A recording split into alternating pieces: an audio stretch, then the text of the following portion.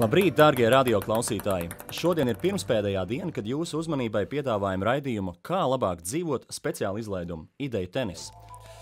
Lai uz mirkli pārvarētu ikdienas rūpes un iedrošinātu uz jauniem risinājumiem pie mūsu Ideja tenisa galda, arī šorīt dubultspēlēm gatavi 4 dalībnieki. Sākšu ar šīs dienas vienīgo dāmu pa kreisi no manis. Sabiedrības iniciatīva platformas manabalss.lv vadītāja Madara Pēpiņa. Labrīt! Labrīt! Ar Madaru kopā startēs mūziķis, redaktors, producents un mūzikas izdevējs Guntars Račs. Labrīt! Savukārt galda otrā pusē, un mums nav šajā spēlē pretinieku, kā jau mūsu klausītāji un skatītāji zina, man ir prieks pieteikt vispirms žurnālistu, režisoru, raidījumu vadītāju un autoekspertu Paulu Timrotu. Labrīt! Labrīt! Un viņam līdzās sēdošo mūziķi Latvijas televīzijas un Latvijas radio programmu vadītāju Ingusu Ulmani. Ingulman, labrīt! Mūsu pirmā tēma – kā latvieti padarīt par Šveices kabatas nazīti.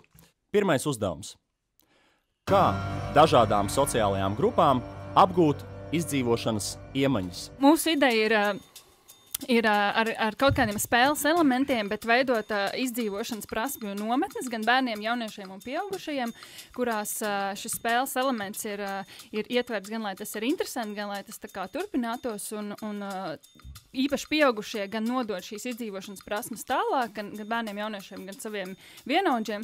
Tā varbūt ne tikai spēle, bet arī sacensība. Jā, starp to, ka kāds tomēr beigās kļūst par labāko un lai tev ir, kā saka, kaut kāda motivācija. Orientēšanās ar izdzīvošanas elementiem. Mēs tā kā vairāk slēgtos uz šveika izdzīvošanas principu. Pastāstiet par to. Nevajag tam gatavoties, vienkārši vajag ļauties savai intuīcijai, savām kaut kādām sajūtām un dzīvot un darboties tā, it kā viss būs labi. Nevis visu laiku riktēties kautiņam un tērēt laiku bokstreniņiem, varbūt tomēr darīt savu darbiņu, kas sanāk. Faktiski mēģinājām arī to šveiku drusciņu latviskot. Tajā nozīmē, ka viņš tomēr ir liels romantiķis, viņš arī diezgan labi var piedalīties kapu svētkos un visur citur. Viņš faktiski meklē šo dabīgo plūsmu. Patīk tas vārds spēle. Un ja izdzīvošanai pieliek klāt vārdu spēle, rotaļi, ja, tad tas kaut kas ir, un tad mēs uz to pusi varam arī attīstīt šo ideju. Mēs esam gatavi pāriet pie trešā uzdevuma.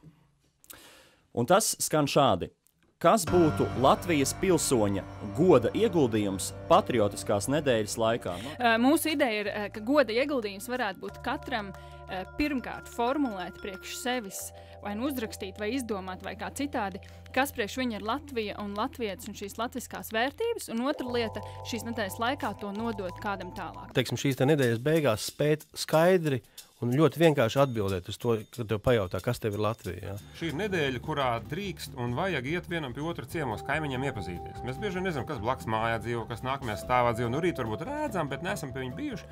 Un šī nedēļa, kad drīkst, kad nav jākautrēs, saka, sveiks kaimiņi, es nākšu pie tos ciemos, rīt nāc tu pie manis, parunāsimies. Vakar ir tumšs darīt, nav ko kartupeļu norakt, pats laiks, aiziet vienam pie otra ciemos. Pat ja tas kaimiņš ir pols vai krievs vai vispār nezinu, kaukāzietis, aiziet pie ciemos, uzaicina pie sevis. Bet svarīgi ir, man liekas, tīri reāli dzīvē, praktiski. Ar mazu neredzamu, nekur neapbalvotu integrācijas programmu, ja tas ir vieta pie saviem kaimiņiem. Mums Latvijā trūkst visvairāk komunikācija. Ja mums būs komunikācija, būs arī reāla sapratne. Un otrā tēma skan šādi. Kā izskaut pirmo Latvijas Nobela prēmijas laureātu? Pirmais uzdevums. Kas būtu jādara, lai Latvijas bērni iespējami agrāk atklātu savu talantu? Es drusciņi aizņēmos ideju no savas sarunas šīs nedēļas ar Andreju Jērgli, teiksim, veidot tādu zinātnisko telpu, kas saucās laboratorija. Tā ir viena zinātnieku vide, kurā daudzas zinātnes, vides zinātnes, ķīmijas, fizikas apvienojās, un viņas sevi vienu otru papildina, rada jaunas lietas, bet, kas būtiski, ka tā ir open, tātad atvērtā vieta, kas būtu arī mācību vieta jauniešiem. Mēs ejam viņus, ievelkam iekšā radošajā. Mēs parādām, ka zinātnieki ir kruta tauta, ka zinātnieki klausās super muziku.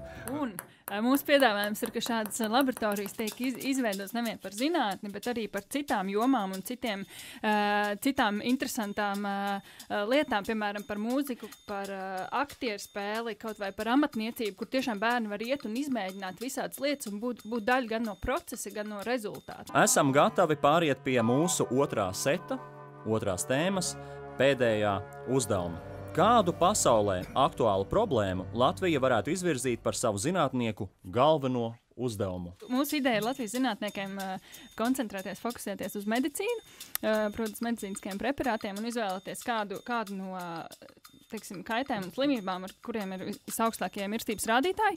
Zinātnieki varētu fokusēties uz to, kā izgatavot preparātus un varbūt arī pārtikas piedevus, varbūt arī vispār kaut kāda veselīga dzīvesveida kompleksu formulu un risinājumu, lai šīs asinsvadu slimības vispār nerastos. Mēs esam pat dzirdējuši arī liels panākums vēža ārstēšanā, kad ir izdomāt. Mums ir arī galā ražotne, Grindex, kas ražo zāles, tātad mēs varam arī kaut ko praktiski izdarīt. Mūsu ideja ir vienmēr jāskatās vistuvāko. Mūsu ideja ir koks. Mēs gribam teikt to, ka priekš medicīnas, ja mēs gribam kaut ko, mums jābūt izēju materiālam, kokā viņš slēpjas. Tur slēpjas tas, kur mēs varam iegūt katrā nozarē kaut ko tādu. Šos dzintara diegus jau izmanto plastiskā ķirurģijā, šuju vai ne, un ņemās. Un viss dzintara diegu Nobels, vai ne? Un dzintars ir no koka, no priedēs. Nu ko, es saku paldies par šo spēli, par šiem abiem setiem. Spēli rīko Latvijas Republikas kultūras ministrija un Latvijas radio atbalsta Latvijas valsts meži. Tiekamies rīt 9.